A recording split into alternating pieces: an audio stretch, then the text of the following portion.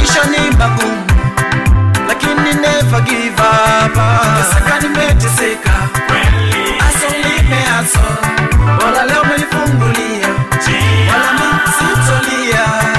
Teseka nimeteseka kweli, aso nimeaso, wala leo umenifungulia, wala mimi sitolia. Teseka nimeteseka kweli. Study the diagram below and use it to answer the questions that follow.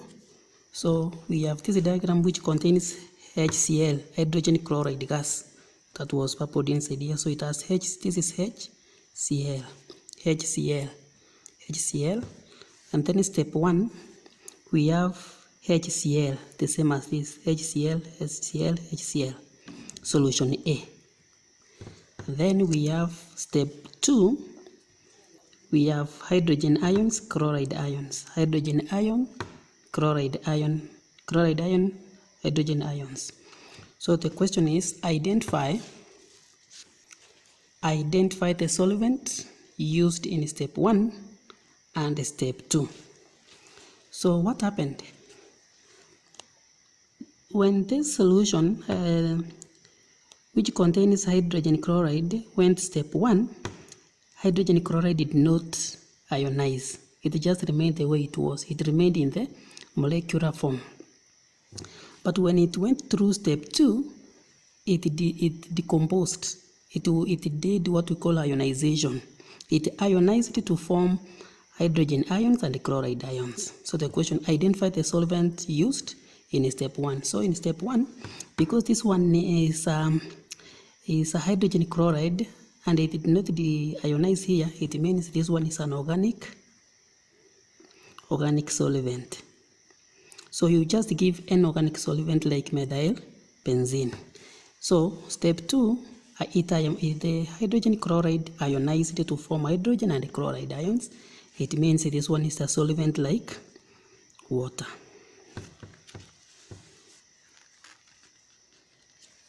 So step 1 is methyl benzene, or you can use an organic solvent. Step 2, water.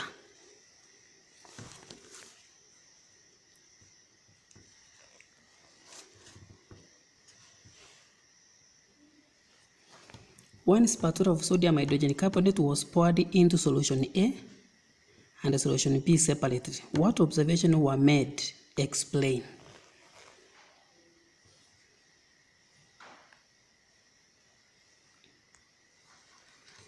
Effervescence occurred in solution B because hydrogen chloride gas ionizes in water to produce hydrogen ions. Remember, hydrogen ions are responsible for the acidity. So this one dissolved to formed an acidic solution. That's why sodium hydrogen carbonate reacted, producing a lot of effervescence. No effervescence was observed in solution A. There was no effervescence in solution A because here there was no ionization. There was no hydrogen ions produced because methyl benzene, hydrogen chloride dissolves in hydrogen benzene, but it does not dissociate. It does not ionize to produce hydrogen ions. So in solution A, there was no effervescence because hydrogen chloride does not ionize in organic solvents, hence no hydrogen present.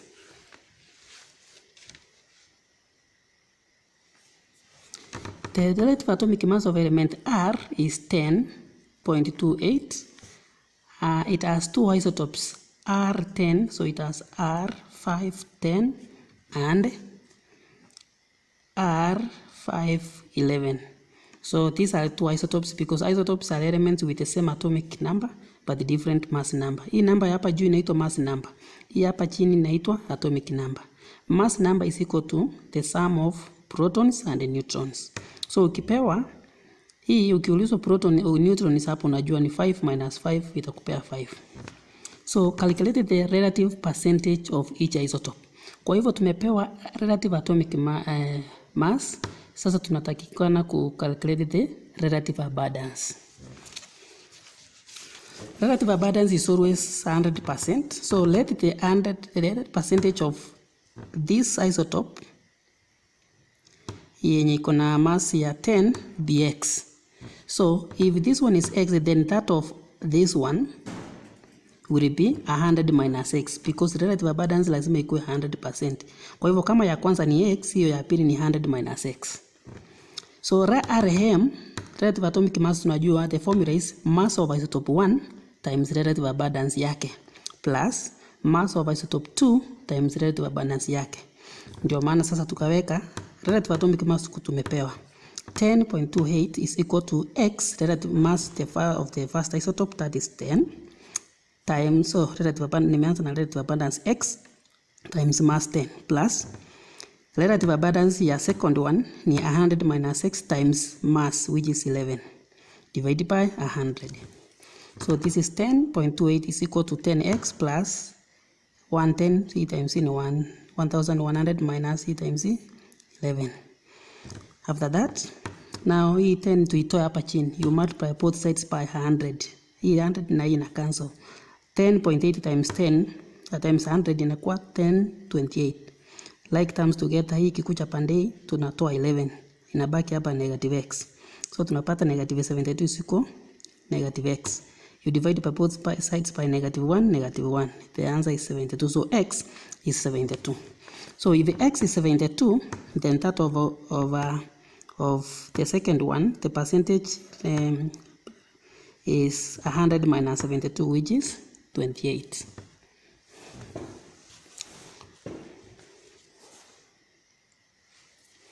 The structure shown below represents two cleansing agents A and B.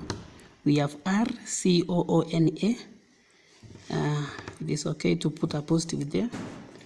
And R this that is B. Identify the cleansing. Remember, we have two types of soaps, not soaps actually, but the detergents. So we have the soapy detergent and the soapless.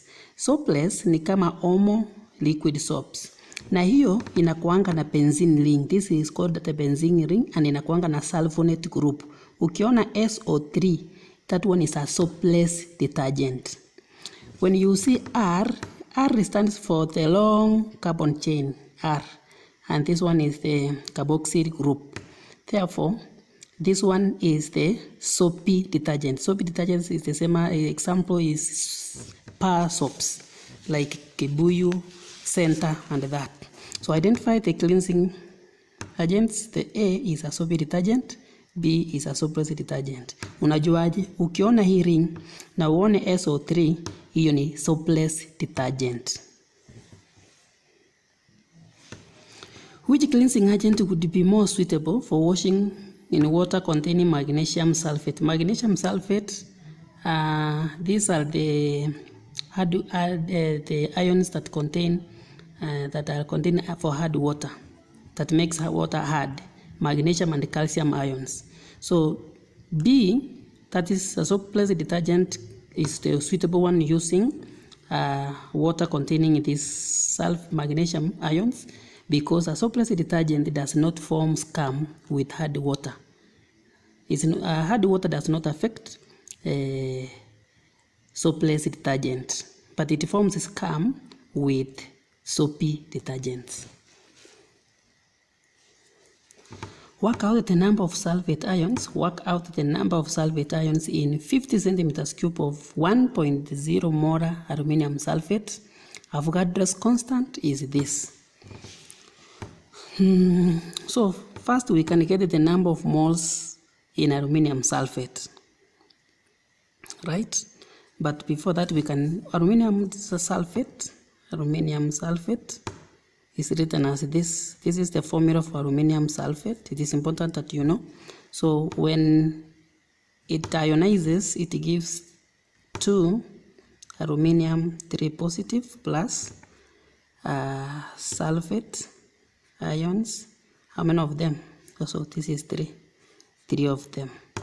So the number of moles of this, we can get it from here. 1 point this molar, this is morality. Morality is the number of moles in 1 liter. So 1 is 1 molar. This is the number of moles in 1,000 centimeters cube. What about 50 centimeters cube? 50 times 1 divided by 1,000 sorry, 0.005 moles. So the number of moles of this one is this. So to get the number of moles of this is twice this, because the ratio is 1 to 2 to 3. But we wanted the number of moles of sulfate ions. So the sulfate ions. So the number of moles of the sulfate ions is going to be 3 is this. So moles of the sulfate ions is going to be 3 times 0.005. Kama tuko na hizi moles na ratio ni 1, 2 to 3. So kama hii ni 1 na ni 0.05, 3 itakuwa ngapi? Sino mkumultiply. So is equal to 0.015 moles. So this is the number of moles of the sulfate ions. Lakini tunajua kwamba 1 mole of ions is equal to Avogadro's constant, which is 6.0 times 10 raised to power 23. So we can ask 0.015 moles of the sulfate ions will be how many particles, or yeah, how many of them will be there, how many ions will be there. So it is 0.015 times 6.0 times 20 raised to times 10 raised to power 23. This one will give us 9.0 times 10 raised to power 21 sulfate ions. Give the name of the following compounds. Ili upeane hii jina, kama hujaiva vizuri, kitu unafaa kufanya, make sure unafungua hii. Unaifungua how many? 1 2 3 4 5. 1 2 3 4 5. Hapa tuko na hydrogen 3. 1 2 3. Hapa hatuna. Hapa tuko na hatuna. Hapa hatuna. Hapa hatuna. Hapa tuko na moja. So tuko hapa ya 1 2 3 4 5. 1 2 3 4 5. Sawa. Hapa siko 3. Hydrogen ni 3. Ya pili hydrogen ni 1 2. Sawa. Kwa hivyo hapa hakuna kitu. So inamaanisha tunataka tukiweka double bond hapa 1 2 3 bado. So this one is supposed to be a triple bond. Kwa hivyo ukishaweka zenye umepewa, una make sure each carbon imesurroundiwa na 4 covalent bond. So that's why nimeongeza 2 hapa ndio ikuwe 1 2 3 4 1 2 3 4 1 2 3 4. Each carbon must be surrounded by 4 covalent bonds. So ukifanya hivyo unajua hii sasa hii ni 1 2 3 4 5. The parent is pentyl. Then this is pentine. The parent name is the pentine, yes. But now the functional group is on carbon number 1 2. So you count the number of carbon atoms so that you give the functional group the smallest number. Nikianza hapa 1 2 3 nitaipea 3. Nikianza hapa 1 2 ni 2. Kwa hivyo this is the correct way of labeling or numbering. So the answer is now is pent 2 ine.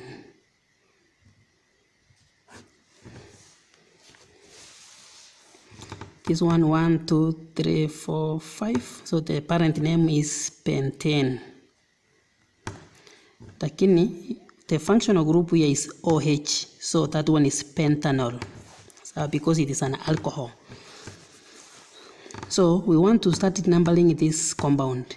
Where do you begin giving the carbon atoms the numbering? 1 2. Hapa hivi ushajua this is an alcohol. So the functional group is OH. Una make sure hii OH imepewa the smallest number possible. 1 2.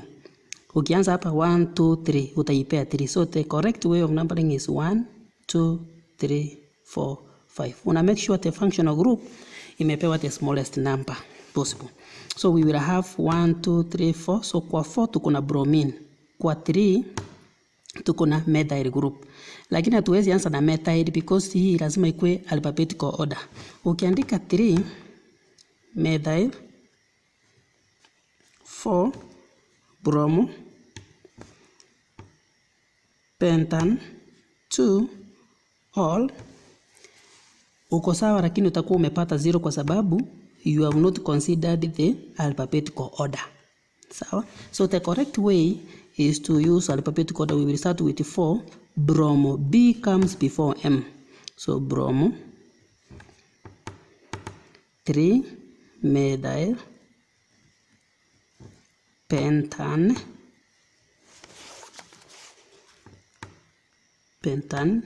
2 hii ni ya mahali the functional group iko 1 2 couple number 2 pentan 2 and then all. Butane and bromine reactor shown. Name the type of reaction taking place in this. So the reaction where butane, alkanes only undergo one reaction, and that chemical reaction is called substitution reaction. They don't undergo any other reactions other than substitution reactions. They undergo only substitution. And for substitution to occur, there must be a condition necessary for that substitution. Here, we must have UV light. So the condition is the UV light. Or you simply say sunlight. Sunlight. Calculate the oxidation number of sulfur in this. To calculate the oxidation number, this is an ionic compound. It has got a charge. So sorry, you have to equate to -2. So because the sulfate yenye tunatafuta iko 2, we use 2x. So 2x plus oxygen moja inakuanga -2, but there are 3. So -2 times 3 is equal to the charge. The charge is -2 is equal to the charge. So 2x minus 2 times this is -6 is equal to -2. Like terms together ikuje huku. So taongeza 2x is equal to 4. And then x itself is equal to +2. So the oxidation number for sulfur in this compound is this. What if you had a compound like sodium, this one? If you were told to find the oxidation number in this compound, this one is now a compound, it has no charge.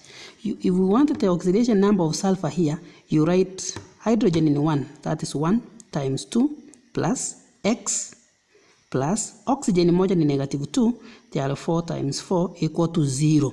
If it is a compound or an atom like magnesium, like aluminium, we will equate it to 0. Sawa? Hiyo ndio nilikuwa nataka ujue. So itakuwa 2 plus x minus 8. So umeona? Hii times ni -8 is equal to 0. You like terms together. This one is hii otherwise itabaki x minus 6 equal to 0. So x equal to +6. So the oxidation number of sulfur here is +6, while here it is +2. Asifanani, inategemea ni compound gani umepewa. Kama ni ion, tuna equate with the charge. Kama ni compound yenye haina ion, tuna equate to 0. Consider the following half cell reactions. These are the half cell reactions we have been given. Using the above potential values,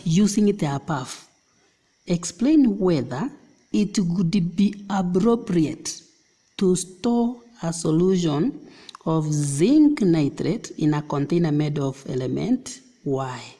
Element Y. Can zinc be stored there? Zinc tunajua inakuanga negative, but hapa tumepewa ikiwa positive. So you use what the potential values above. So usitumie what the knowledge unajua. Use what you have been given. To answer this question, first you calculate the EMF. EMF. Sawa? If the EMF is negative, the reaction will not occur. Not occur. Sawa sawa? If the EMF equal to positive, the reaction will occur spontaneously. The reaction will occur. Hiyo ndio kitu sasa unafanya. If the EMF is negative of zinc ions and Y, and then the reaction, if it is negative, the reaction will not occur. If it is positive, the reaction will occur. Kwa hivyo, the first thing we do is to calculate the EMF. E theta of the cell, E cell, is given by E theta reduction minus E theta oxidation. So using this one, now which one will undergo oxidation? We are considering this and this. Which one will undergo oxidation? Kwanza tumeambiwa determine whether zinc will. Kwa hivyo zinc is the one that is going to undergo oxidation hata kama iko negative. Tumeambiwa zinc, we are determining whether zinc will be stored in this element. Zinc ndio inaweka kwa hii Y. So zinc will undergo oxidation. Zinc will undergo oxidation. So this one will undergo oxidation. And this one will undergo reduction. So it depends on the question given. So venye question inaulizwa.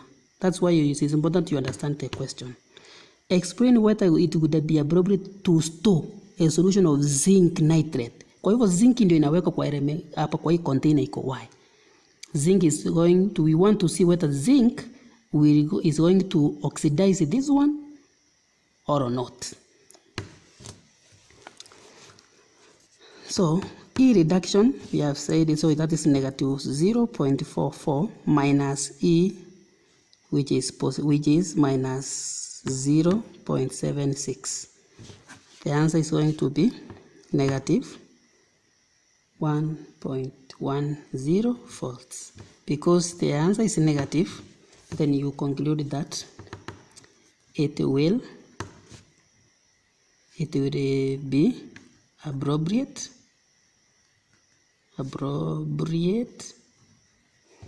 since no reaction will occur. There will be no reaction which will occur.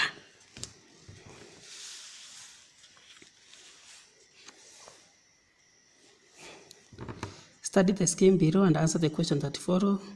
We have solid, white solid, which reacts with sulfuric acid and heating. A colorless gas is produced. A colorless gas X reacts with ammonia to form a white fume Y. A colorless liquid plus water, it forms solution Z. Solution Z heat with solid W, it forms pale blue, yellow, pale green, or yellow gas V. Write an equation for the formation of white fumes. So what forms a white fumes is the reaction between ammonia and hydrogen chloride. So the solid here should be rock salt, which is sodium chloride. Sodium chloride will react with sulfuric acid to produce hydrogen chloride gas. Hydrogen chloride will react with ammonia to form ammonium chloride, which is a white fume. What is the function of solid W in this reaction? It is used as oxidizing agent. Identify gas V. Gas V is chlorine gas from the color. You can know that one.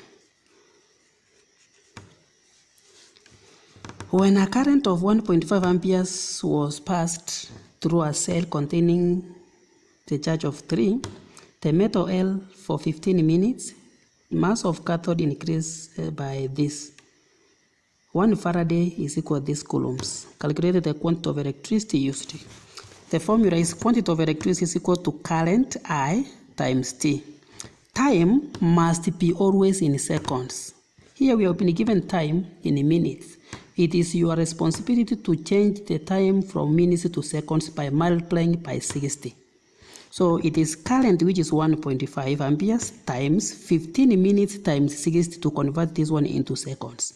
And this one gives us 1350 coulombs. Determine the relative atomic mass of metal L, relative atomic mass RFM. But we were given that L is 3 positive, so it has a charge of 3. 1 Faraday is equal to 1 charge actually. If they have 3 charge, the charge is 3 positive, it means it has 3 Faradays. So 1 Faraday is the same as 1 charge. If the charge is 1, it has 96,500 coulombs. So what will be 3? The charge is 3, it means it is 3 Faradays. So 3 Faraday will be how much? So it is this one times this, which is this coulombs. 1 mole is equal to RFM is equal to this. But we have been given that this 1350 coulombs will produce 0.26 grams. So tunataka kujua hii ita produce ngapi, and this one will give us the RFM. Sawa? So this times this divided by this, it gives us 7.756, and that is the relative atomic mass of L. Please allow me, I'm doing faster because of time. So that's why I am showing you what I have done already. I hope you will follow up. A student dissolved solid J in water and carried out the following test. He added barium nitrate to a 2 centimeters of solution and observed the formation of a white precipitate. To another portion, he added aqueous ammonia till in excess, where a white precipitate that dissolved in excess was noted. Write an ionic equation for the reaction between solution J and excess ammonia. So whenever you hear that ammonia was added until in excess, if it is ammonia, then the white precipitate dissolved to form a colorless solution, that one is always zinc, 2 ions present. So you should know that. If you are adding barium nitrate, a white precipitate is formed, then you should know the sulfate, the sulfite, or the carbonate is present. So these 3 must be present. So to write an equation, we write the zinc ions plus 2 hydroxide ions, which forms a white precipitate of zinc hydroxide.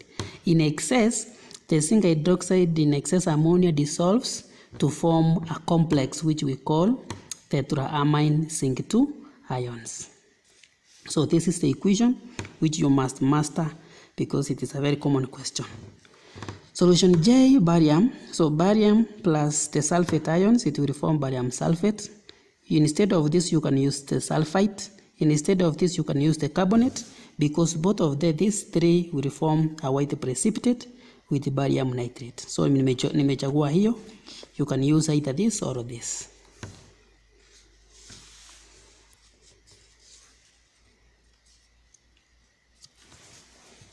A mixture of carbon 2 oxide and carbon 4 oxide and carbon 2 oxide are passed through potassium hydroxide as shown. So this is a mixture of carbon 4 oxide and carbon 2. Imepitishwa kwa potassium hydroxide solution. So there is a blue flame here which is burning with gas X. So the question is, name gas X. Which gas do you think is burning here? Is it carbon 4 or carbon 2? Is it CO or CO2? But we know that the CO2 first, it does not support combustion, so it will not burn. Therefore, again, it is passed through potassium hydroxide. This one will absorb all of the carbon 4 oxide, so it will not even go to this end. So this one will absorb all carbon 4 oxide. So the gas here is carbon 2 oxide.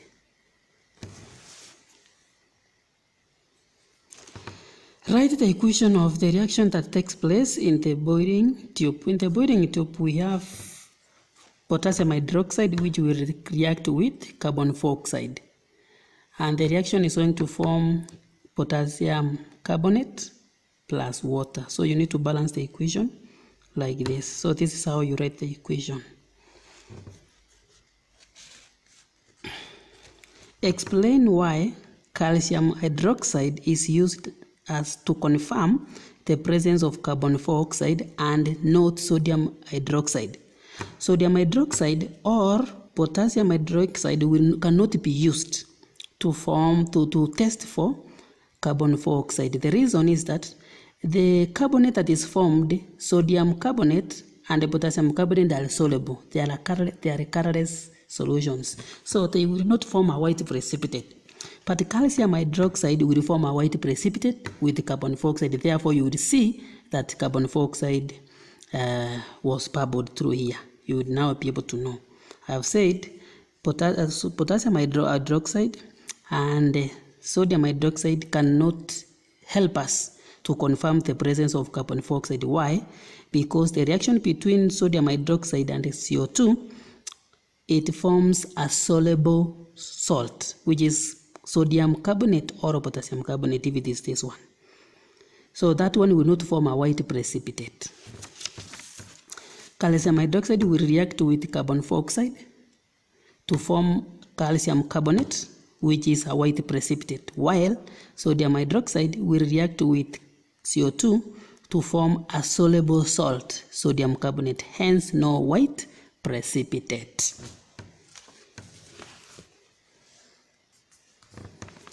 Two grams of sodium hydroxide is added to 30 centimeters cube of 1 molar sulfuric acid. What volume of 0.1 molar potassium hydroxide should the solution will be needed to neutralize the excess acid? So here, this is what we call the back titration. Sodium hydroxide is going to react with the sulfuric acid. Because the acid is in excess, again it is going to be reacted with potassium hydroxide. So allow me take you through the calculations very fast because of time.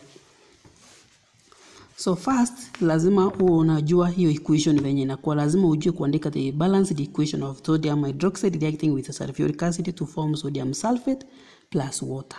So, then first tunataka kutafuta moles of sodium hydroxide. Tuko na grams, tuko na RFM from this. Sodium is 23, this one. So sodium hydroxide is 23 plus 16 plus 1, which is 40. So moles tunajua is equal to mass over RFM, which is 0.5. So moles of sodium hydroxide is 0.05. So the ratio is 2 to 1 to 1 to 1. So once we know the moles of this, we can know moles of this that reacted with this automatically. So yes. But first, since we have the molarity of this one the molarity was 1 molar.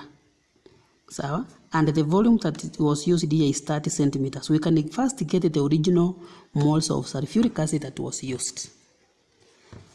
We can get the molarity of the original.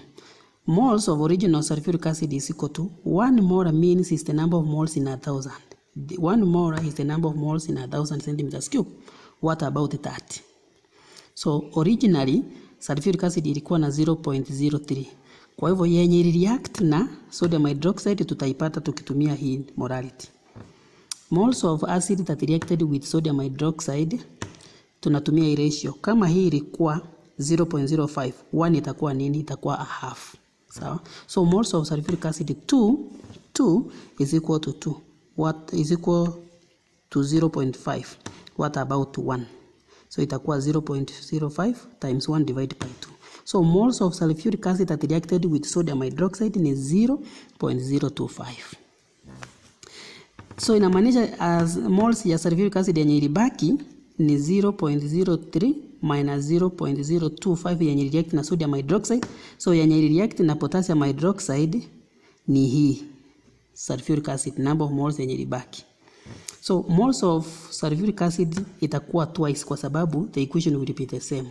Sasa tuko na moles of sulfuric acid, moles of sodium hydroxide, equation itakuwa kama hii. Itakuwa twice. So itakuwa ndio maana hapa ni 2 times hii moles.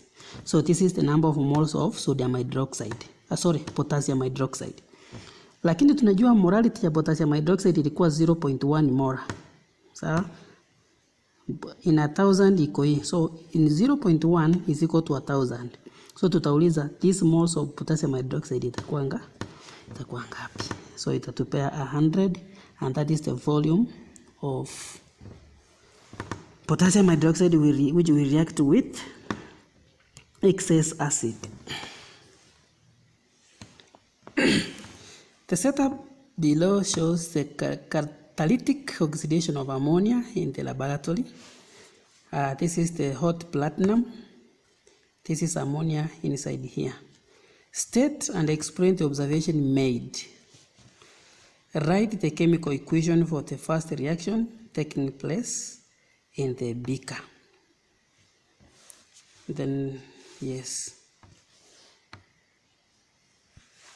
So, state and explain the observation. Production, there will be a production of brown fumes. That is the first observation. Or you can say platinum rod grows red. Yeah, it grows red. The reason why it is going to grow red, it is because the reaction between ammonia and oxygen is exothermic. It produces a lot of heat.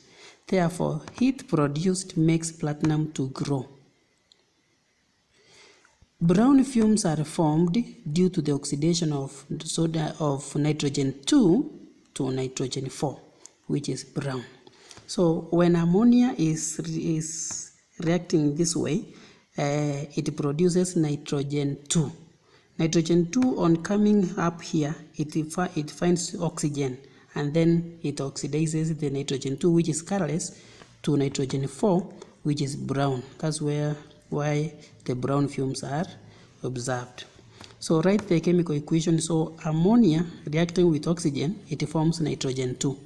The nitrogen 2 are then oxidized by oxygen in the air to form nitrogen 4. So this is the first equation which takes place before the nitrogen 2 is oxidized. So this is the equation which you are supposed to know how to write. Write the chemical equation representing the thermal decomposition of the nitrate of the following. Remember, the nitrate of potassium and the sodium is different from the others. When potassium nitrate or sodium nitrate are heated, they produce the potassium nitrite plus oxygen nitrite. Others like copper nitrate, lead nitrate, it will produce the oxide, the nitrogen 4 and oxygen. But silver and mercury will also behave differently. So silver will give you silver metal, nitrogen 4 and oxygen. So it is important for you to note those differences when nitrates are being heated. So in summary, most reactive metals, when the nitrates of most reactive metals, they produce the nitrites plus oxygen, that is sodium and potassium.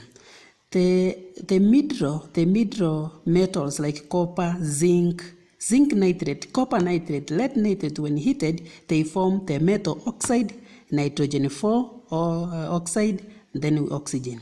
Those metals that are less reactive like silver and mercury towards the end, because they are the least reactive the metals here, they produce their metal, nitrogen 4 and oxygen. Using an energy cycle diagram, calculate the standard enthalpy change of formation of carbon disulfide. So carbon disulfide is CS2. This is called carbon disulfide. So first, you need to know how to write the equation of carbon plus sulfur to form this one. So to draw an energy diagram, level diagram, you need to have some knowledge on how sulfur is going to combine with carbon to give you carbon disulfide. So that is the first reaction, formation of calcium. This one, sulfur plus oxygen, that one we will have been given sulfur plus oxygen, it will give us sulfur 4. But carbon disulfide, when heated, plus oxygen, how many oxygen is here? 3, it gives us this, right? It gives us carbon 4 plus sulfur 4. That one you have been given. So kitu ulikuwa unafaa kujua ni hii equation. Ukijua hii, hizi zingine zote umepewa. Hii carbon disulfide plus oxygen is equal this, ndio hii.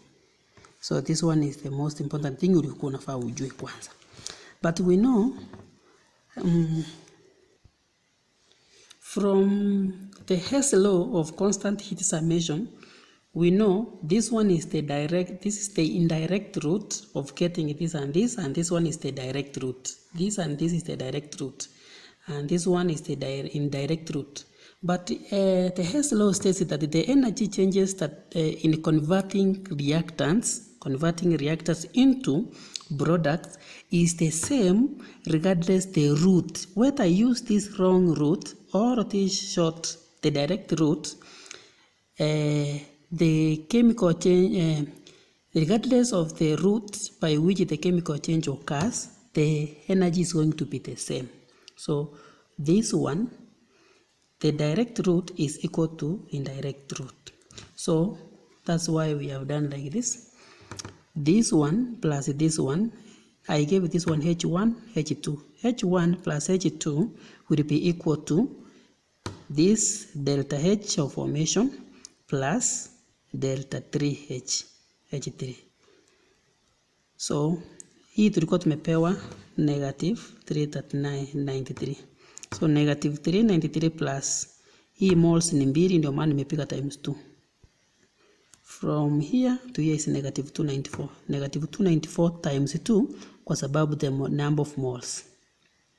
Hii ni per mole, 1 mole, but these are 2 moles.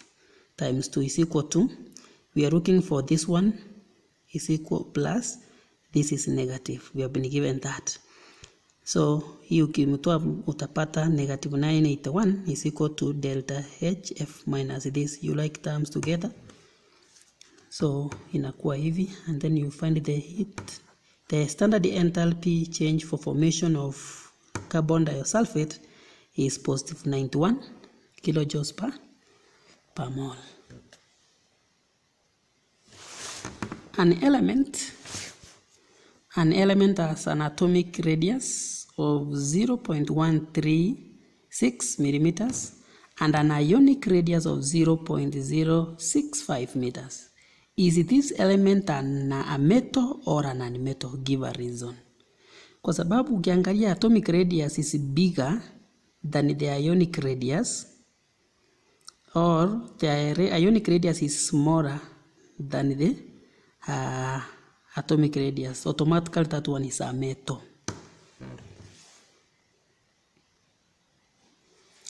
The element is a metal. It loses electrons to form an ion, hence stronger nuclear attraction to the remaining electrons. So as the outermost energy levels electron is removed, the nuclear attraction becomes stronger. Then it pulls the outermost energy, the remaining outermost energy, the outermost electrons that are remaining even more, making the radius small, the ionic radius small. So the element is a metal. It loses electrons to form an ion. A radioactive element weighs 384 grams. After 270 days, its mass fell or reduced to 48. Calculate the half-life of the element. A half-life. First, you should know what is a half-life. A half-life, it is the time taken for a radioactive isotope to decay or to disintegrate to a half its original mass. So that time that it takes to decay to a half its original mass is called the half-life. We can calculate a half-life using the formula or using the concept. First, the formula is that the remaining amount is equal to a half raised to power n times original mass, where n is the half-lives. Kwa hii hesabu tunatafuta half-life, so hatuna n, we are looking for n. Remaining amount ndio hii 48. Original amount ndio hii 384. So 48 is equal to a half raised to power this like that. We remove this here, divide by both sides by this. Tunapata hivi, so hiyo ukidivide by itakupea hii. Raised to this. Tunataka n, we can use the logs. So you introduce logs, inakuwa log 0.125 is equal to n log 0.5. When you divide by that, you find that the n is equal to 3. So we have 3 half-lives. So if the total time it takes is 270, 1 half-life is, so 3 half-lives is equal to 270. 1 half-life will be what? So it will be 90 days. So 1 half-life is 90 days. If that is difficult, you can use the general understanding. Original mass ilikuwa 384. So the half-life ni the time taken for the mass to reduce to its original, yani a half original. Kwa hivyo 382 a half ni nini? Ni 192. Kwa hivyo hii hapa, kutoka hii time kutoka hapa mpaka reduce mpaka hapa ndio inaitwa a half life. So ikatoka hapa ikafika hapa. kutoka hapa ikafika hapa mpaka mwisho ikafika 48 because mwisho ilifika 48. So tunataka kuona half lives ngapi zilikuwa hapo, ni 1, 2, 3 mpaka ikafika hapo. So there are 3 half lives. 3 half lives is equal to 270 days. 1 half life itakuwa ngapi? Itakuwa 90 what? Days. So you can use it, the formula or the knowledge.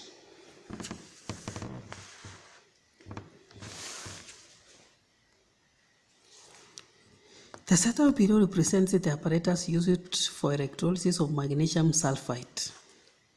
Which element is the cathode? Write the equation for the reaction at the anode. Kwa hivyo hapa sasa tuchapewa ile inakuanga hivi, ndio tuchague tujue cathode ni gani, positive inakuanga hii mrefu, negative hii. Sasa hatuna, tutajuaje? Kwanza kuna vitu vidogo unafaa kuelewa kwa electrolysis. Sawa? First, magnesium sulfate iko na how many ions? Iko na 4 ions in it. Iko na magnesium 2 positive, iko na hydrogen ion from water, iko na hydroxide ion from water, na iko na sulfate from magnesium sulfate.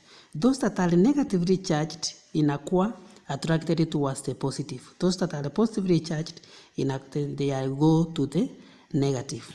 So the negative is the cathode. The positive is the anode. So this one will migrate to the anode. This one will migrate to the cathode. So hiyo ndio kitu nafaa kujua. Alafu this one is going to produce hydrogen gas and oxygen. So hydroxide ions are discharged at the anode, and in the presence of that one they give us oxygen. Hydrogen ions are discharged at the cathode to give us hydrogen gas. But hydrogen gas inatokanga ni 2 moles. So the ratio of oxygen to hydrogen inakuanga ni 1:2. So ukiangalia hii diagram, hii space ya gas yenye ilikuwa formed hapa ni kubwa, hii ni ndogo. Automatically hii inakuambia ni hydrogen gas, hii inakuambia ni oxygen. Kwa hivyo kama oxygen ilikuja hapa, hii ni nini? Hii ni cathode, hii ni anode, hii ni cathode. So which element is the cathode? The element Z. Z is the cathode. So write the equation for the reaction at the anode. At the anode hydroxide ions are going to be discharged to form oxygen. So hydroxide ions are going to be discharged to form water plus oxygen plus 4 electrons. So this is the equation at the. I hope umeona kenye nimefanya. A bicycle was found to hold a maximum volume of 990 centimeters at STP. On one more hot sunny day, the temperature was 30 degrees and the pressure this. The rider inflated the tire. Explain what happened. Show your calculations. Standard temperature and the pressure. So at STP, the temperature is 0, which is the same as 273 Kelvin, and pressure is that. So we use the formula. So kwanza unafaa kujua the STP, this is the pressure, and the temperature is 0 degrees. 0 degrees is the same as 273 Kelvin, because here we don't use temperature in degrees, we use temperature in so pressure 1 times volume 1 divided by T1 will be temperature 1 will be equal to pressure 2 volume 2 over this. So for us to comment what happened, kwanza lazima calculate the volume. Sawa? So pressure 1 is 760 times volume 1, 99 this, divided by temperature 1. Temperature 1 is 273, which is 0 degrees. Volume 2 is what we are looking for. Temperature 2 sorry, we have the atmospheric pressure 2 is 800, and then temperature 2 is 30.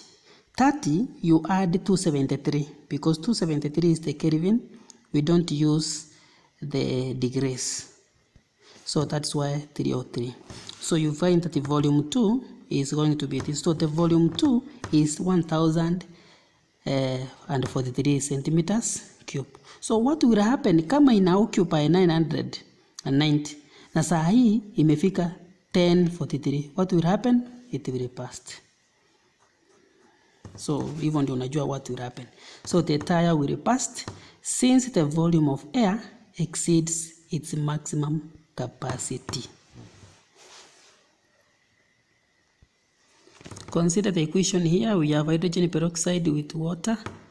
It is at equilibrium with this. State and explain the species acting as a base in the backward reaction. A base, remember, a base is the proton acceptor, so, while an acid is a proton donor, according to whose definition? So this one will accept the proton from this one. So this one is going to act as an acid, and this one is going to be a base. So state and explain species acting as a base. So it is this one because it is going to accept a proton from hydroxonium ion to form hydrogen peroxide. That in terms of structure and bonding, explain why the melting point of silicon 4 oxide is such higher than that of sulfur 4 oxide. So silicon 4 oxide has a giant atomic structure with strong covalent bonds. So while sulfur 4 oxide has molecular structure with weak van der Waals forces. That's why the melting point of this one differs a lot. This one is very high and this one is very low because of that. A compound Q with molecular mass this 28 contains this and this carbon, this hydrogen. Determine the molecular formula. So to determine the molecular formula, first we have to get the empirical formula. To get the empirical formula, you write element, carbon, hydrogen, mass in percentage, 85.7 for carbon, 14.3 for hydrogen. RAM tumepewa 12.1. Number of moles is mass over RAM. 85.7 divided by 12 is 7.142. 14.3 divided by 1 is 14.3. Mole ratio tuna divide by ile ndogo. The number of moles is ile ndogo. So ndogo kabisa ni 7.14. So 7.14 divided by 7.14 is 1. 14.3 divided by 7.14, the answer is 2. So the empirical is C1H2. So H2. And then now the molecular formula, we get it that the empirical formula times N is equal to 28. C in 12, hydrogen in 2, 1 plus 1. So for N is equal to 2. And then now our molecular formula is this. Write the structure of the Q. So Q ukiangalia ni carbon ni mbili, unaweka carbon 2. So here you just write carbon, carbon. Hydrogen ni ngapi? 1. Here hydrogen, here hydrogen. So ukiangalia hii carbon haijazungukwa na 4 covalent bond 1 2 3 1 2 3. So ni jukumu lako sasa kujua, unaongeza moja ndio ikuwe sasa this one is within.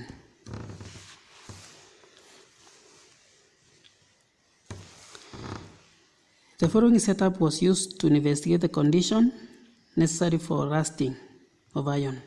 After several days, it was found that the nails did not rust. Identify solid B. So if there was a solid B here, it must have absorbed all the moisture from there, and that one is anhydrous calcium chloride because it is a drying what? Agent. The following are the standard electrode potentials of some Havel cell reactions.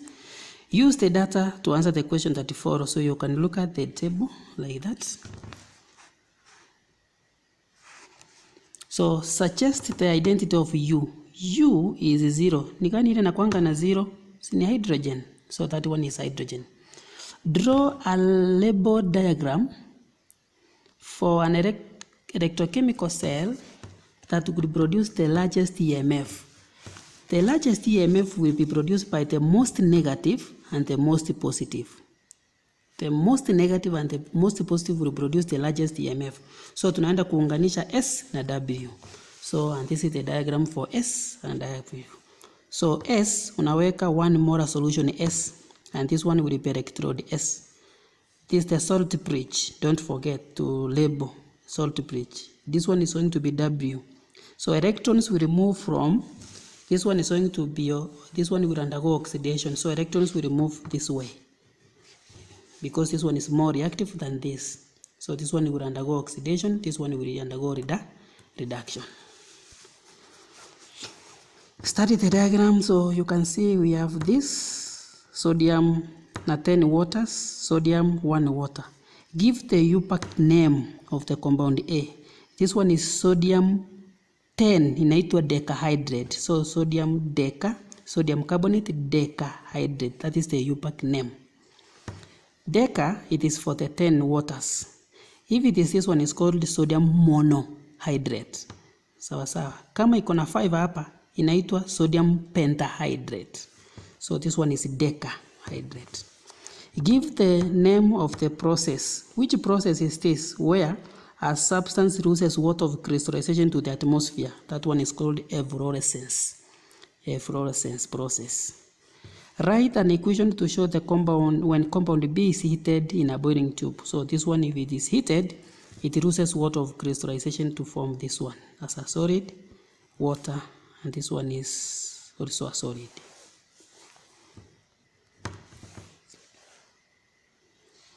Below is the equation of a reaction that takes place in a catalytic chamber on the upper process. Ammonia reacting nitrogen plus hydrogen to form ammonia, the equilibrium. Explain how the yield of ammonia will be affected if the pressure is increased. Increasing pressure will favor the forward reaction, where we have more number, fewer of the, this is 1 plus 1, 1 plus 3 is 4. So here the volume is 4, here volume is 2. Increasing pressure will favor the direction where we have fewer molecules. So increase in pressure leads to increase the yield of ammonia, since increase in pressure will favor the direction with fewer molecules. Therefore, equilibrium will shift to the right.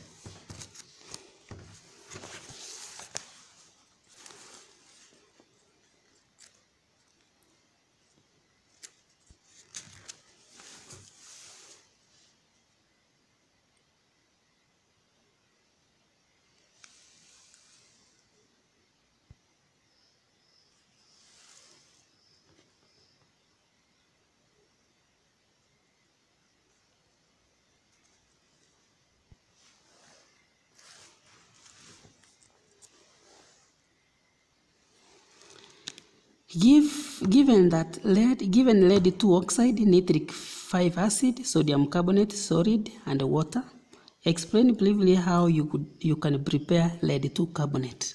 So you react lead 2 oxide with nitric acid to form lead 2 nitrate. Dissolve sodium carbonate in water to form a solution of sodium carbonate.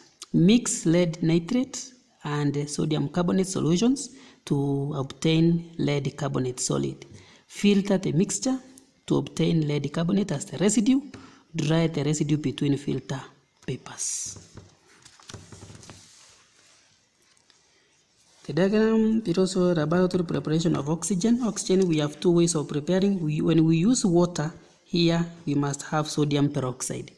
When you see here, it is hydrogen peroxide. If you see hydrogen peroxide here we have potassium, we have manganese 4 oxide, which is the catalyst. Write the equation. This is sodium peroxide plus water. It gives you sodium hydroxide plus oxygen. Commercial uses of oxygen: used in hospitals by patients with breathing difficulties or problems, used to remove impurities in steel making. Liquid oxygen is used as a rocket fuel. What will be observed when chlorine is purple through potassium bromide? Explain using chemical.